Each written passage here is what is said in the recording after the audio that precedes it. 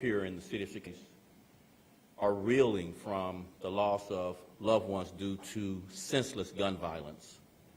Too many residents are dealing with the ripple effects of this trauma due to crime in our communities.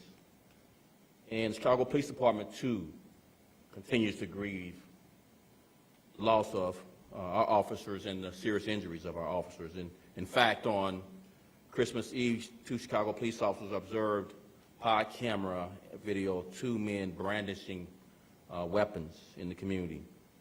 And upon arrival at the scene, these 2 officers became the 74th and 75th police officers, Chicago police officers, to be shot at or shot in 2021. The offender was apprehended and charged, and it was discovered he was on electronic monitoring, had a pending gun case, an outstanding federal warrant, and was previously charged with assaulting a police officer. These numbers, both in the community and within our police department, weigh heavier when we consider that 76 police officers have been shot or shot standing in the line of fire since the beginning of the year, protecting the people of Chicago. And every attack on an officer highlights that every day Chicago police officers put their lives on the line to protect the people of Chicago. We see this in the example, as I mentioned, of Chicago police officer Ella French, who was fearlessly apprehending a suspect armed with an illegally possessed gun when her life was taken. We see it in Sergeant Frank Ramaya, who recently received the Police Medal, Chicago Police Department's highest honor, at our 60th annual recognition luncheon. Sergeant Ramaya bravely aided victims in the community and helped his fellow officers capture a suspect, all while wounded from gunfire himself. We also see the commitment of our Chicago Police Department to protecting the community through Chicago Police Officer Adrian McCoy, who recently noticed people in distress in the community from a home fire last week.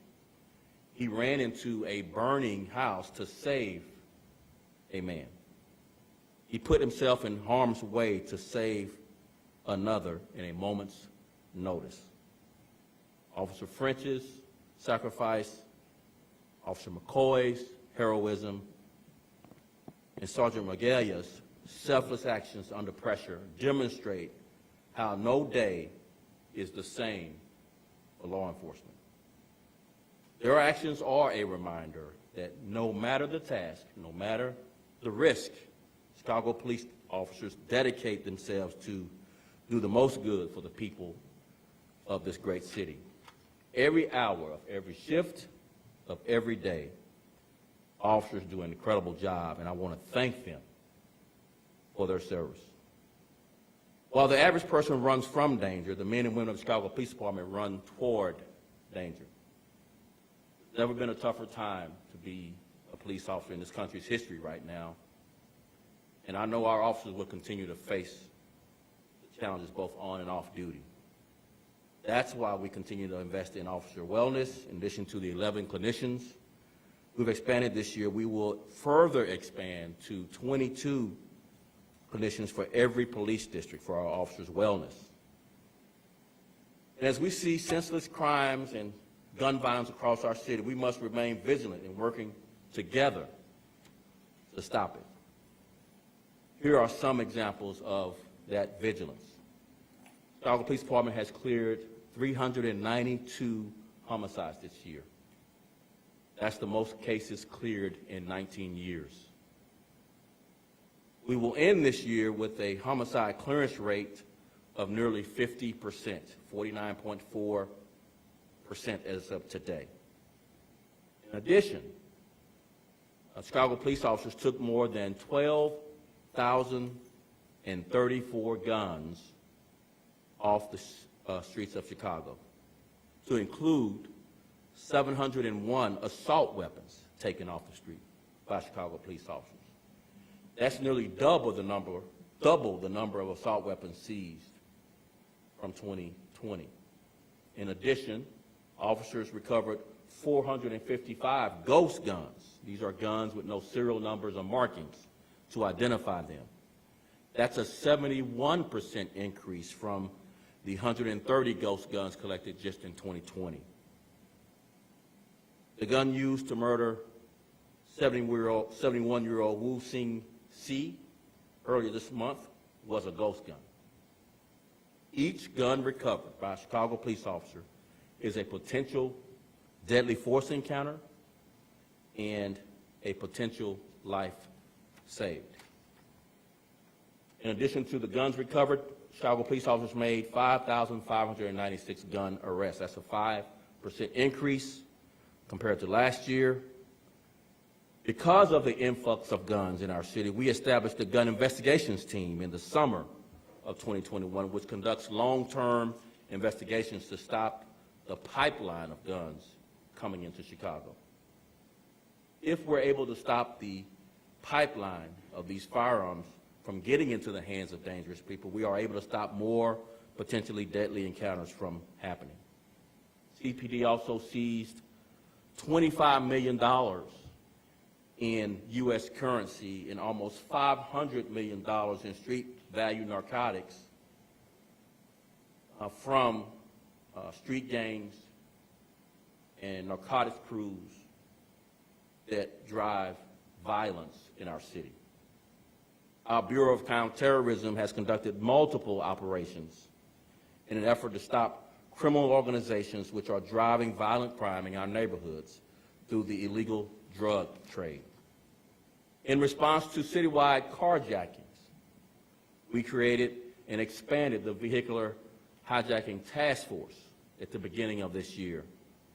And we've made over 1,400 carjacking-related arrests. In the category of vehicular hijacking, our arrests increased at 40% over last year. The Chicago Police Department continues to work beside all of our law enforcement partners to include federal, state, and other local, as well as the mayor's offices and other city departments.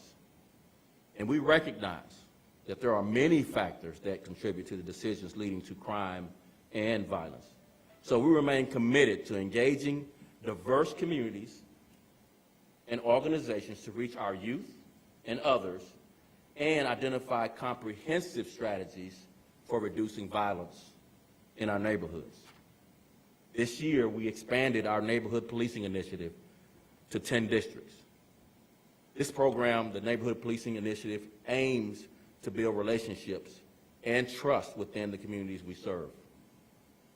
It helps us solve problems our residents are experiencing in their neighborhoods before these issues can escalate.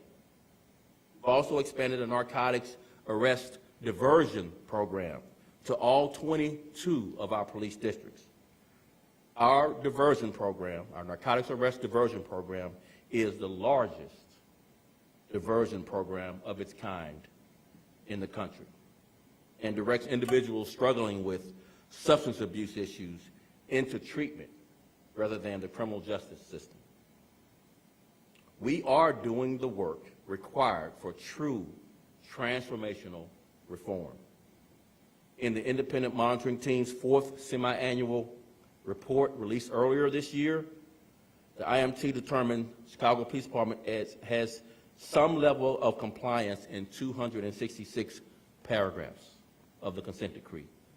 This is the highest number of paragraphs achieving some level of compliance after the 2-year mark compared to any other American city that has undergone a consent decree. During this period, we also received preliminary compliance in our full suite of use of force policies for the first time. And we increased our mandatory annual training for every officer on this department from 0 training required just 2 years ago to 40 hours required for every officer this year. That's from 0 just 2 years ago to 40 hours for every officer this year. I want to encourage every resident to work with us in making our city safer. If anyone has any information regarding any crimes, please, please contact the police. Residents can use our tip line, as you see our poster board here, and remain totally anonymous by calling 833-408-0069. Rewards up to $5,000 are available for any tips leading to gun trafficking charges or convictions. Tips leading to homicide charges or convictions can be rewarded up to $15,000. Again, our anonymous tip line number is 833-408-0069. We must remember our safety, all of our safety, depends on all of our efforts. A safer Chicago will come from every Chicagoan getting involved. Looking toward 2022, Chicago Police Department remains steadfast in our goals to do more to protect the people of Chicago. And we must do more, and we will do more. The department is also maintaining a precision focus, investigating and arresting gang members and illegal narcotic crews tied to criminal networks driving violence in Chicago. We must carry on the momentum prosecuting these crimes and coordinating resources at all levels from local, state, to federal. We are also increasing the ranks of our homicide investigators and reducing their caseloads so that we can improve our clearance rates even further than this year. We are expanding in a comprehensive plan all of our pod video and license plate reader technology throughout the city of Chicago, placed throughout the neighborhoods and freeway ingress and egress and our retail corridors. We know support like this would make and be the difference, especially when paired with active community policing. There will be more officers on the street, not just in patrol cars or behind desks, to interact with all Chicagoans. We want to build on positive interactions between the community and law enforcement. This year, in 2021, our officers had over 500,000 positive community interactions that we measured in engagements with our community. Our goal for 2022 is to have 1.5 million positive interactions and engagements with people in the community. We will keep working to create an environment where residents feel connected and trust law enforcement. So we are in lockstep with the city's Community Safety Coordination Center, that's CSCC, Community Safety Coordination Center. We are implementing year-round deployments in collaboration with CSCC using a whole-of-government public health approach to public safety that includes wraparound services, jobs, affordable housing, health care to include quality mental health care, and drug treatment for people of our community. We also have a newly formed, dedicated recruiting team to fill our vacancies within the department. And in a short time, the 6 months they've been on the ground working, we have 7,221 applicants to be police officers here in the Chicago Police Department. Our goal for 2022 is to bring in at least 14,000 applicants. So we're hiring. We're hiring. We also continue to focus on our officer wellness. As I mentioned before, we want to add 2 new locations for off-site services for our officers and their families. And we've hired a new director to manage that.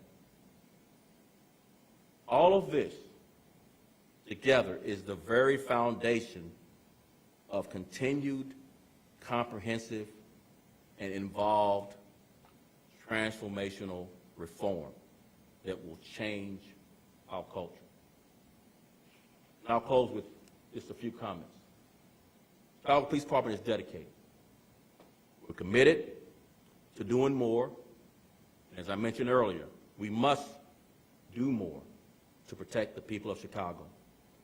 We will continue to give our all to the people of this city we love so dearly.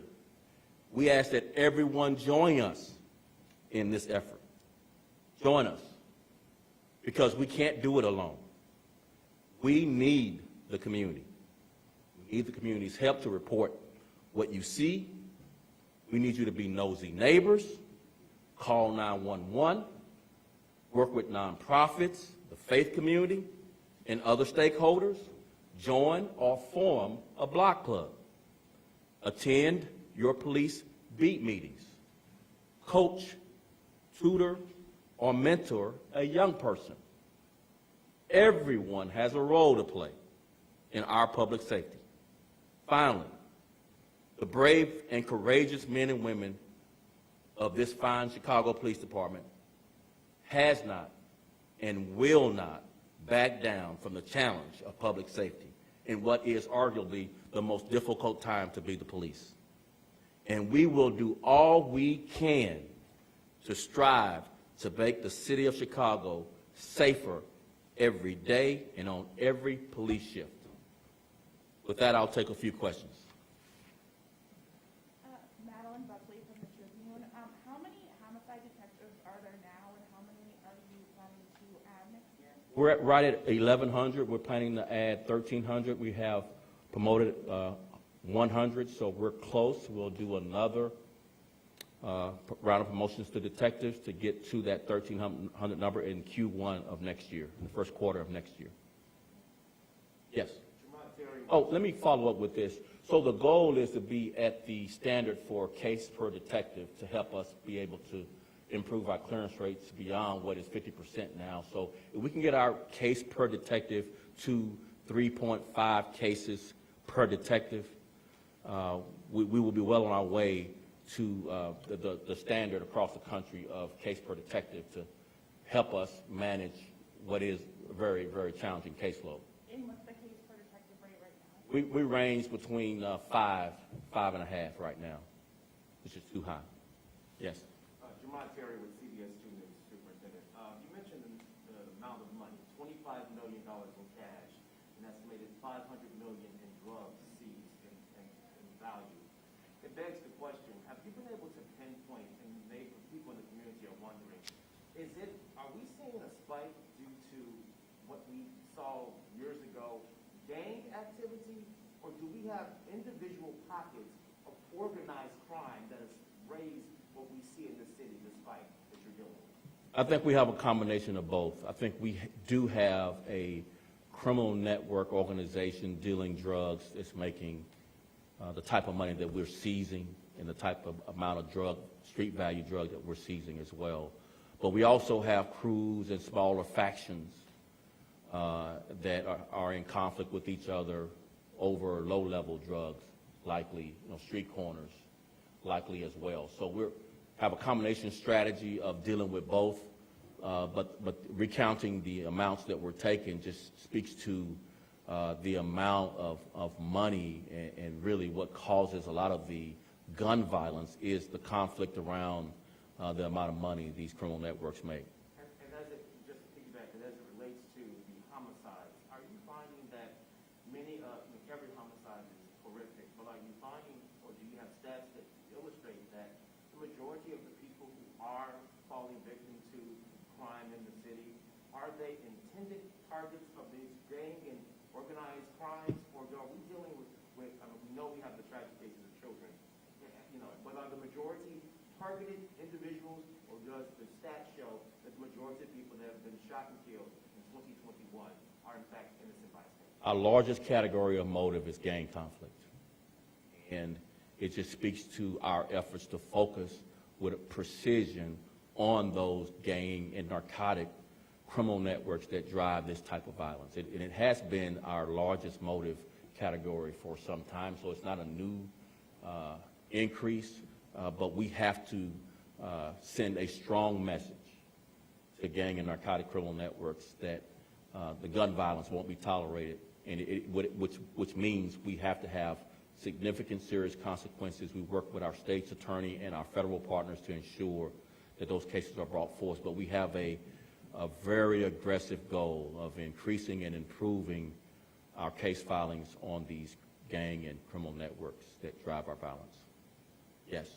Jewel Hillary with WGN. So in terms of the New Year's Eve weekend coming up Friday, obviously we're on Saturday, in New York City, a number of officers have called off due to being sick with COVID, and so officers who typically work Friday and Saturday have been called in to work. I'm just curious, what is the plan for Chicago? Are we seeing any similar trends like New York City? Like the rest of the country and really the rest of the city, we're seeing a spike in COVID positive cases within our department. We're managing around that. Of course, number one, if we encourage officers, if you're not feeling well, stay home. We encourage them to do that. We encourage them to be vaccinated. As you know, we've been on a couple of months long, debate about vaccinations, and hopefully we'll have an arbiter decide on the mandate on vaccines. We had already canceled our days off. We did a briefing on this yesterday. We had already canceled our officers' days off so that we could have adequate staffing all across our city, not just downtown, but focused on our retail corridors, our neighborhoods, our violent areas, et cetera, so on our CTA platforms as well, so that we could have a safe holiday season, and particularly a safe New Year's Eve and New Year's Day. And one more question. In terms of the anonymous tips, I'm just curious, are there any statistics that allude to how many tips like this actually lead to arrest? We've had some come in. We haven't had that special case to come forward that what we want to share at this point. The point, though, is you will remain anonymous. That is a significant issue for people who likely are witnesses to homicide and or gun trafficking, that they are assured that when they call in and give us that tip, that you will remain anonymous, that we won't talk about you to the public or within our organization, so that someone will find out that you gave us that information. So we're still in the infancy of this. If we need to raise the rewards, we will, but we are encouraged by what we're hearing, from our tip lines right now. We are encouraged. Any other questions?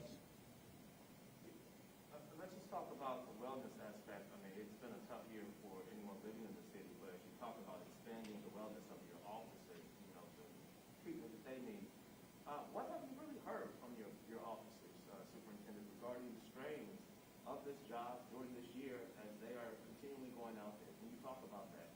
We've heard consistently for 2 years how difficult it is to do this job from our officers. We've heard the highs and lows of morale. We've heard the fatigue. We've heard the frustration of the hypercriticism of the profession, the defund the police, the abolish the police.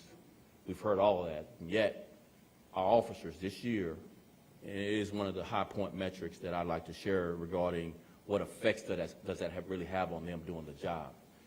They've recovered more guns than they ever have in the history of this city. No other generation of cops recovered more than 12,000 guns in this city's history. And during the most difficult time to be the police, they're doing things, and we're in a gun violence crisis.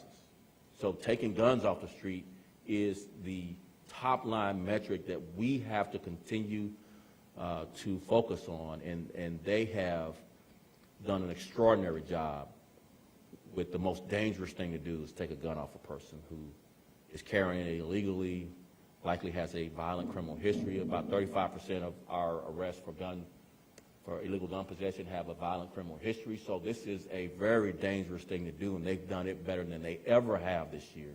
So it just speaks to their ability to push through their feelings about morale, et cetera, and still be dedicated to the people of Chicago and doing all they can to protect them.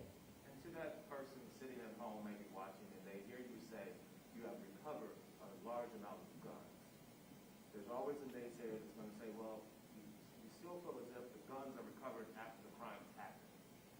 People are going to look at your 2022 strategies and say, Superintendent, this appears to be not good enough. There's always someone that's going to say, we feel as if you're still being reactive and not being ahead of this.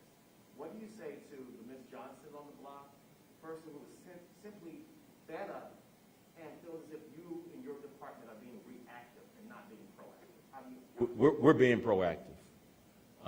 there are several things that we are emphasizing beyond taking guns off the street. That's one thing we have to do. We do have to take guns off the street, but we also have to interact with the community in a positive way. We also have to build trust so that we can get those tips from the community to be able to solve crime. When you take people off the street and charge them with murder, that's someone who can't hurt anyone else if they're kept in jail, if those charges get a conviction. So it's no small thing to talk about building trust, positive interactions with the public. 1.5 million goal up from what we did this year was 500,000 positive interactions. Those are people who you can build trust with, to include young people that will now see you as part of the community. And once people see you as part of the community, this is all the proactive things you can do to help solve and prevent crime, because people now tell you what they see. On this question, I would also add, and we need the community to be part of this solution of proactive policing, that the proactiveness of policing is that connection to the community, where you get those tips and you get that information to help you prevent a crime, rather than just reacting by making an arrest after the crime happens. Thank you guys very much. Thank you all. Appreciate it. Happy New Year to you. Thank you, sir.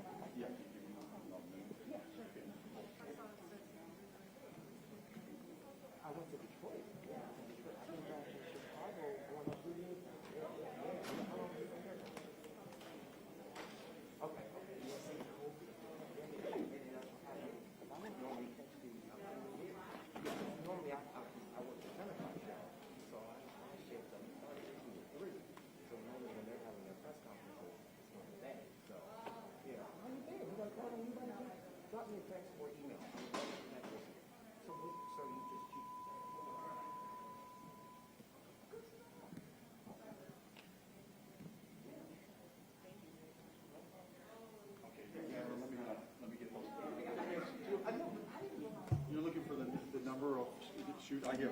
Yeah, just year-to-date shooting. Year-to-date shootings.